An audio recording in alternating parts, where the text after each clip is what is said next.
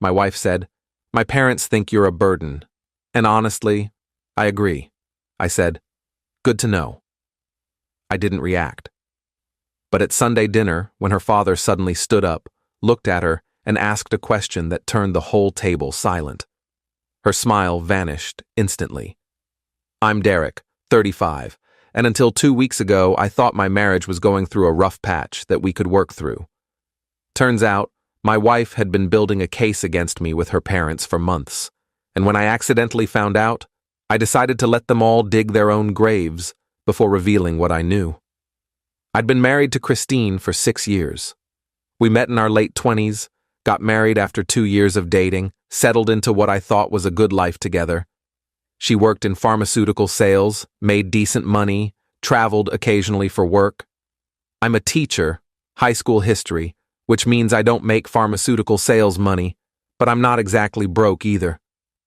We lived comfortably, had a nice house in the suburbs, no kids yet, but we'd been talking about it.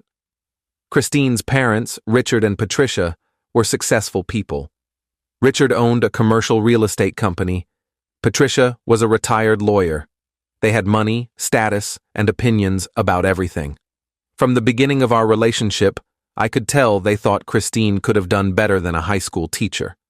They never said it outright, but it was there in the way Richard would ask about my career trajectory, or how Patricia would mention other men Christine had dated who were doing interesting things now.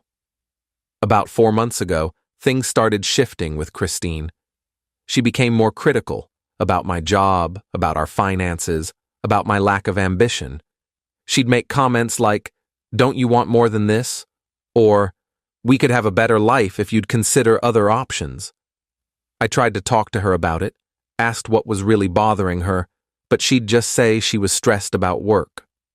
2 weeks ago, on a Wednesday night, Christine and I had a fight about something stupid. I'd forgotten to pick up dry cleaning. She escalated it into this bigger argument about how I was unreliable and not taking our life seriously. It ended with her saying, "My parents think you're a burden on me. And honestly, Derek, I'm starting to agree with them." I just looked at her. Good to know. That's it? That's all you have to say? What do you want me to say, Christine? You just told me you think I'm a burden. There's not really a response to that. Maybe you could defend yourself. Maybe you could try to prove them wrong. Why would I need to prove anything? I work. I contribute to this household. I'm a good husband. If you and your parents don't see that, that's not my problem to fix. She looked frustrated that I wasn't fighting back. You're so passive. That's the whole problem. I went to bed in the guest room that night. The next morning, Christine acted like nothing had happened. I didn't bring it up either, but something had shifted in me. When someone tells you they see you as a burden, you can't unhear it. That Friday, I was home early. Teacher development day, students weren't in. I was in my home office when I heard Christine come in. She didn't know I was there. I heard her on the phone in the kitchen talking to her mother. I know, Mom. I'm just so tired of it. No, he didn't even react when I told him what you and Dad said. He just accepted it. I think he knows he's not good enough, but he's too comfortable to do anything about it. Sunday dinner? Yeah, we'll be there. I think it's time we all had a frank conversation about the future. I sat there listening, feeling cold. She'd been talking to her parents about me, building a narrative, planning something for Sunday dinner. I didn't confront her. Instead, I did something I'd never done before. I called her father. Richard answered on the second ring. Derek, this is unexpected. Hi, Richard. I wanted to talk to you about something. Do you have a few minutes? Sure. What's on your mind? Christine mentioned that you and Patricia have concerns about me, about whether I'm the right fit for your daughter. I wanted to hear that directly from you rather than through her. There was a pause. Derek, that's a conversation I think we should have in person. Why don't we talk about this at dinner on Sunday? That works. But Richard, I need to know, do you think I'm a burden on Christine? Another pause, longer this time. I think you're a good man, Derek, But I also think Christine deserves a partner who matches her ambition and financial capability. You're a teacher. That's admirable, but it's not exactly a path to the kind of life Christine was raised to expect. I see. And you've been discussing this with Christine? We discuss everything with our daughter. We're a close family. Got it. Well, I'll see you Sunday then. After I hung up, I sat there for a while thinking. Then I made another call to my friend Marcus, who worked as a private investigator. I asked him to look into Christine's recent activities, travel, credit card statements, anything unusual. He said he'd see what he could find. That weekend, Christine was busy with work stuff. She barely talked to me. Saturday night, Marcus sent me a file. I opened it and felt my stomach drop. Hotel charges in cities where Christine had work trips. Always 2-night stays, always nicer hotels than her company usually booked. Credit card charges at restaurants for 2, and a name that kept appearing, Andrew Morrison, one of her company's regional sales directors. I spent Saturday night going through everything. Sunday morning, I was calm, eerily calm. Christine asked if I was okay. I said I was fine. We got ready for dinner at her parents' house. Update 1. We arrived at Richard and Patricia's house at 5 p.m. Christine's brother David was there with his wife, plus Patricia's sister. The whole family gathering.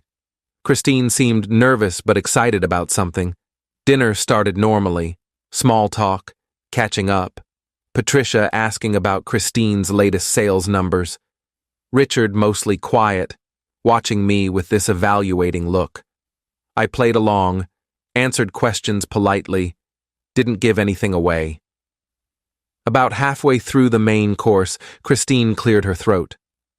So, Mom, Dad, I wanted to talk to everyone about something important. Patricia smiled. Of course, honey. What is it? Christine glanced at me, then at her parents. Derek and I have been having some conversations about our future, about what we both want and whether we're on the same page, and honestly, I think we've grown in different directions. I took a sip of water, didn't say anything. Richard put down his fork. Christine, maybe this isn't the right time. No, Dad, it's fine. We're all family here. I think everyone knows that Derek and I have been struggling. He's content with where he is in life, and I want more.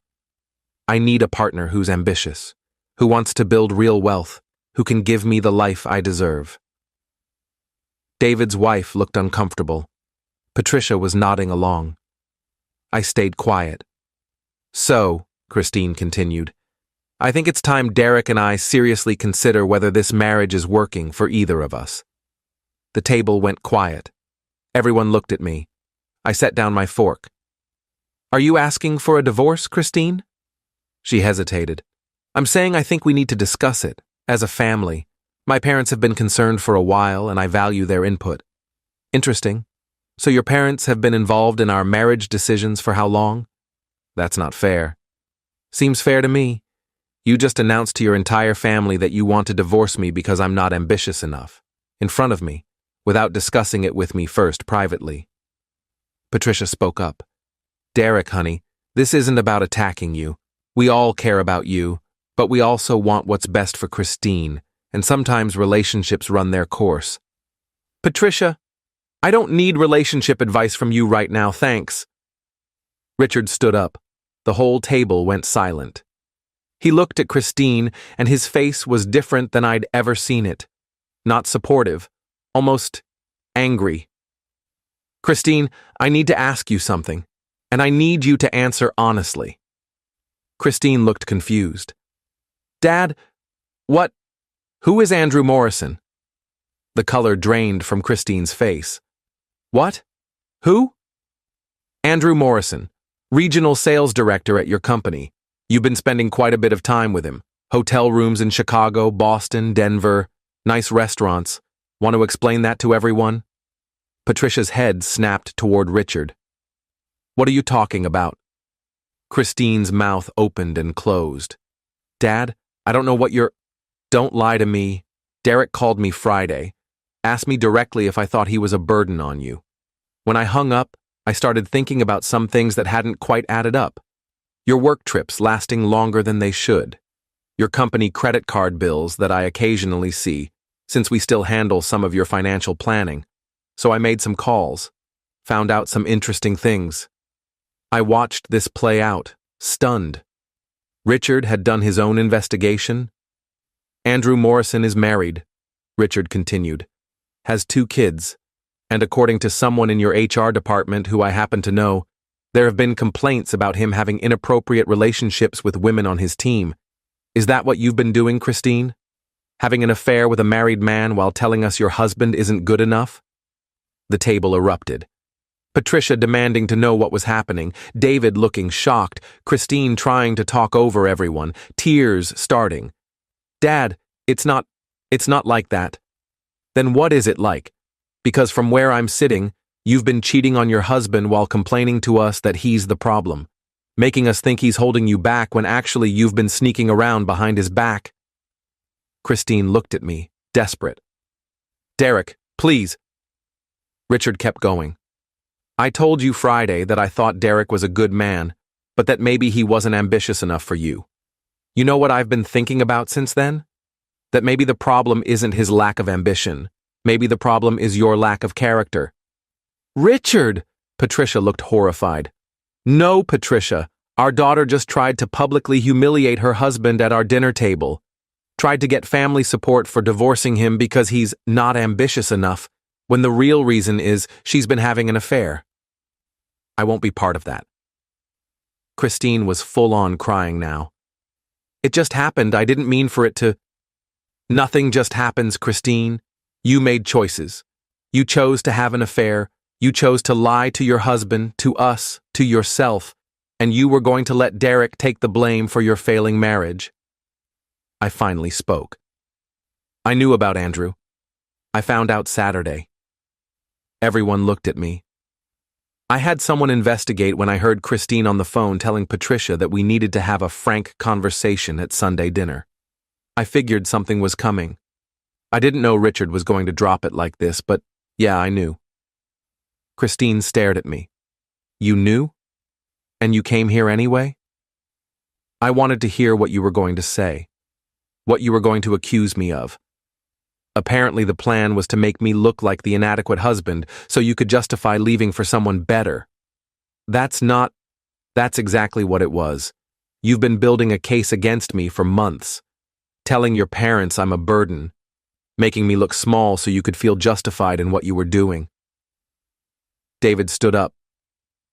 I think maybe we should all take a break. No, I said.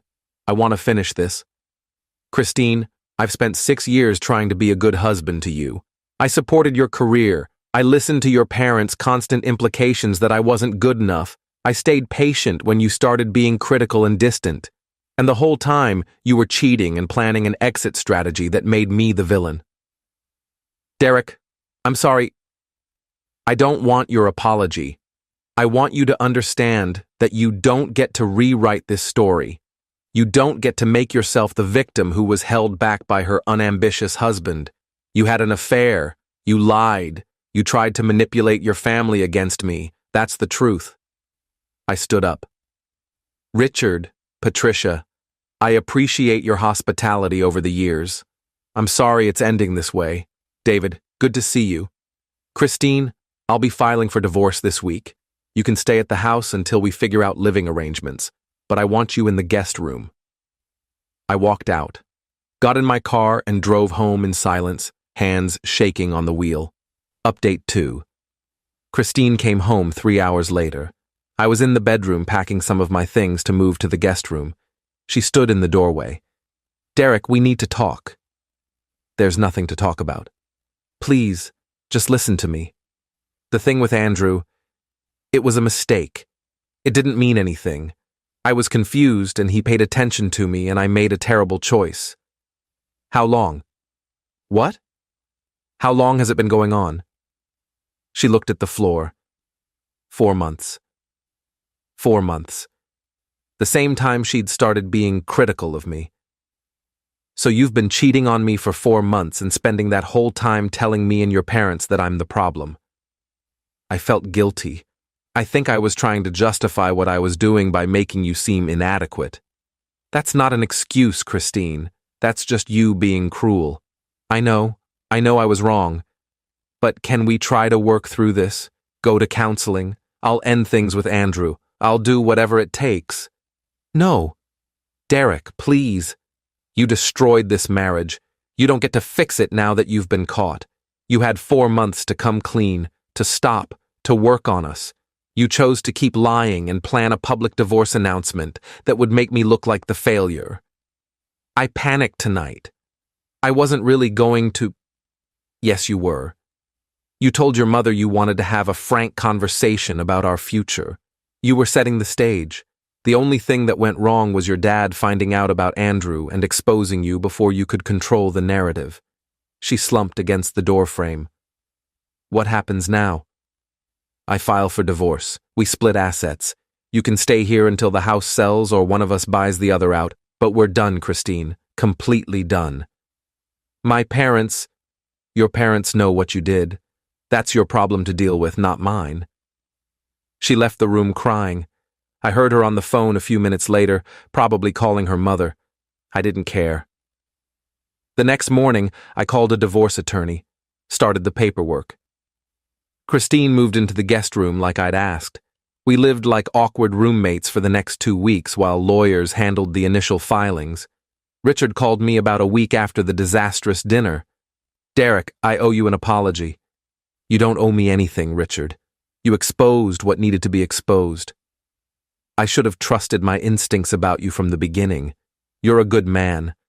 I let Patricia's opinions about your career cloud my judgment. And I let Christine's complaints make me think you were the problem.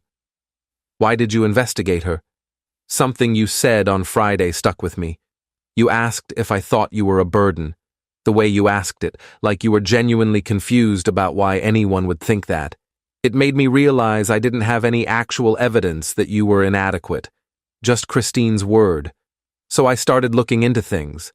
Found the hotel charges pretty quickly. I appreciate you telling the truth at dinner. Saved me from having to be the one to drop that bomb. Christine's mother is devastated. Keeps asking how we didn't see this coming. I told her we saw what Christine wanted us to see. How's Christine doing? Not great. She got fired. The thing with Andrew came to light at her company. Apparently he'd done this before with other women on his team. HR finally had enough evidence to terminate both of them. I felt a grim satisfaction at that.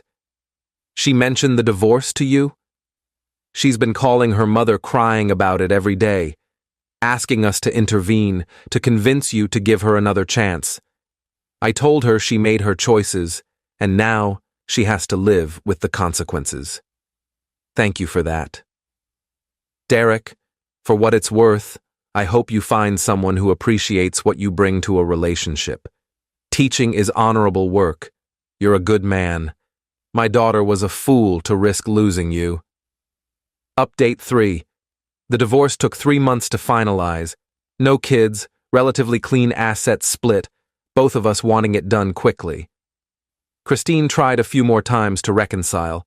Wrote me letters, showed up at school once, sent her friend to talk to me. I stayed firm. The house sold 2 months after we filed. Christine moved in with her parents temporarily while she looked for a job. I got an apartment closer to my school. Patricia reached out once, about 6 weeks after the dinner incident. Asked if we could meet for coffee. I agreed, more out of curiosity than anything. She looked older than I remembered. Derek, I need to apologize to you. Okay. I spent years making you feel inadequate, implying you weren't good enough for Christine, pushing her to want more, to expect more. I created the environment where she thought it was acceptable to look down on you. Did you know about Andrew? No, absolutely not. If I had known she was cheating, I would have told her to fix her marriage or file for divorce honestly. But I didn't know because I'd been too busy reinforcing her complaints about you without questioning if they were valid. Why are you telling me this? Because you deserved better from us. From all of us. You were a loyal husband to my daughter.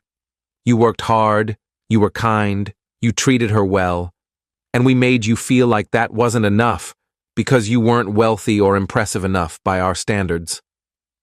Patricia, I appreciate the apology, but I think you and Richard need to figure out why your daughter thought her worth was tied to her husband's income and status. That's not something I can fix. She nodded, tearing up. I know. We're in family therapy now, trying to understand where we went wrong. Good luck with that. She left. I haven't heard from her since. Final update. It's been 8 months since that Sunday dinner. The divorce is final, I've settled into my apartment, and I'm doing okay. Better than okay, actually. Christine reached out one more time about 2 months ago. She'd found a new job, was trying to rebuild her life, and wanted closure. We met for coffee. She looked different, smaller somehow, less sure of herself. I've been in therapy, she said, trying to understand why I did what I did, why I sabotaged us. And what did you figure out? That I was never comfortable with who I was. I always needed external validation, my parents' approval, career success, the right partner. I thought those things would make me feel worthy. When I met Andrew and he made me feel important and successful, I chased that feeling instead of working on my marriage. That's a pretty neat summary. I'm sorry, Derek. Truly sorry. You deserve so much better than how I treated you. Yeah, I did. Do you hate me? I thought about it.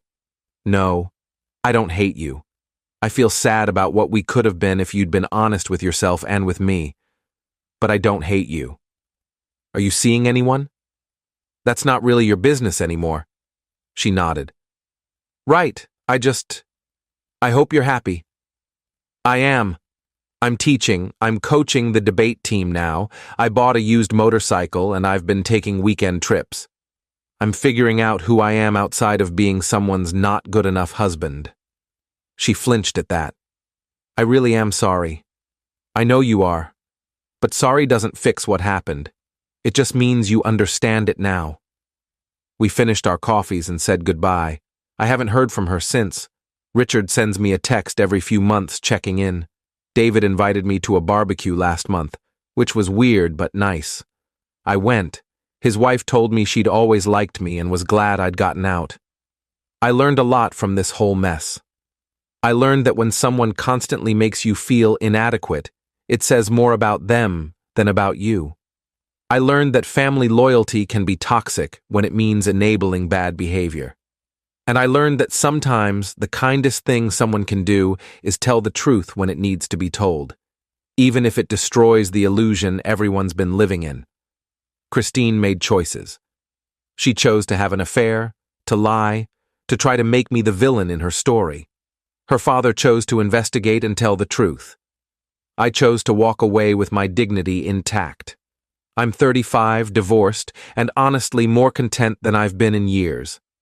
I don't have to prove my worth to anyone anymore. I know what I bring to the table, and someday, when I'm ready, I'll find someone who appreciates that without needing me to be someone I'm not. For now, I'm just Derek. High school history teacher, debate coach, motorcycle enthusiast, recently divorced guy who dodged a lifetime of being made to feel small. And that's enough.